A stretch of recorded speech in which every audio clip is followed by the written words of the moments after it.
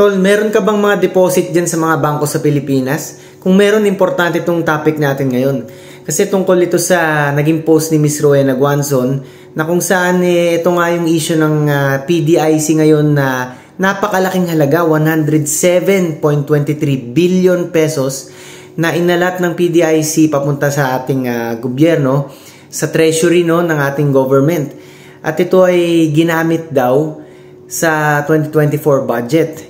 At sa pagkakaalam ko, ito ang pinakamalaking allotment in history at biglaan to. Kumbaga sa mga visa application nga, 'di ba? Mag-apply ka ng Europe visa o US, yung ayaw na mga konsul yung biglaang may malaking deposit na nanggaling sa iyo o dineposit mo. Pero inahalin tulad ko to dito sa nangyaring issue na to kasi kung ganyan na kalaki ang inalat sa ating government, para saan ba yun, Ang tanong, ramdam ba natin ng mga proyekto, At saka ito ay sa palagay ko ay nagko-cause din ng fear sa mga depositor. Tulad ko, personal experience ko mga tol. Ako tinanggal ko tuloy yung mga pera ko sa bangko sa Pilipinas, Dahil nga natakot ako dahil din bukod sa political instability sa ating bansa, sa ating ekonomiya, yung nangyaring ito nga sa PDIC, talagang nag-cause ng panic para sa akin kasi nga, baka mamaya ang mangyari niyan, pagka may isang bangko na nagsara, halimbawa, ang PDIC kasi ang nagbibigay ng insurance o ng emergency funds, halimbawa, pag yung depositor tulad ko, o tulad nyo, halimbawa, nagsara yung bangko, meron kayong 1 million. Noon, ang insurance is 500,000. So, may makukuha kang 500,000 at least kung mawala man ang yung 500,000 doon sa 1M. Pero ngayon, in-increase sa 1 million Pero ang biggest issue dito mga tol kasi is, paano na lang kung ang tatamaan yung mga masang Pilipino, kaya bang i-sustain pa ng PDIC ang ilang milyong depositors, Kasi napakaraming depositor sa atin, pero dahil nabawasan nga ng 107 billion dahil sa isyong ito, sapat pa kaya yung pondo para in case na may maluging bangko, may makukuha pa rin ang isang depositor dun sa naluging bangko, Kaya bilang isang depositor at investor din, yan ang ginawa ko, tinanggal ko tuloy yung pera ko. At ang ginawa ko, nilagay ko na lang sa gold. Nandun ang pera ko ngayon, Kaya makikita nyo na nasa mabuting kalagayan pa rin ang aking pera kasi nga, para sa akin ang Philippine peso ngayon pabagsak na.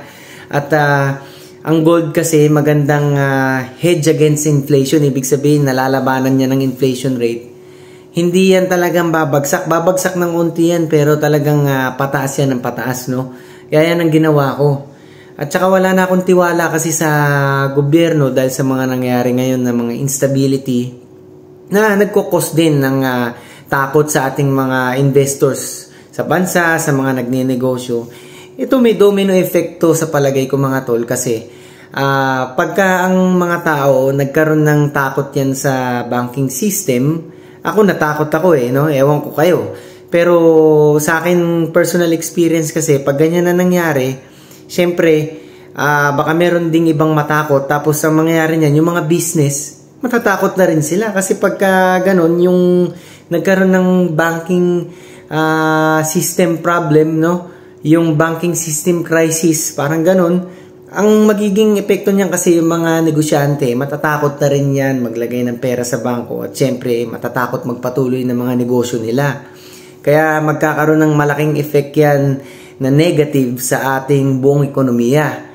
Kaya dapat pinag-aaralan sana to ng ating mga government leaders, kung tama ba yung ganung kalaking 107 billion na allotment, para sa kung saan ba yan, hindi natin alam, hindi ko alam. Alam nyo ba? Pero ang importante sa ngayon mga tol, sana ibalik nila to. Alam ko may mga business leaders sa Pilipinas ngayon na tumatawag na ibalik na yung pondo na yon para sa ganun manumbalik yung tiwala ng mga depositors, At saka hindi na mag-withdraw yung ibang mga tao. Kasi ako, although talagang tinanggal ko na, inilagay ko na lang yung talagang minimum maintaining balance Pero sa palagay ko, sa nangyayari ngayon sa bansa natin na hindi pa ako maglalagay ng pera ngayon sa bank account ko, no? At saka sa gold muna, doon muna. Kaya yan mga tol, sana maging ma-resolve agad itong issue ito. Dahil syempre, concerned din ako, hindi lang para sa akin, pero sa mga mahal ko din sa buhay na may mga bank accounts sa Pilipinas. No? Yun lang mga tol. Maraming salamat.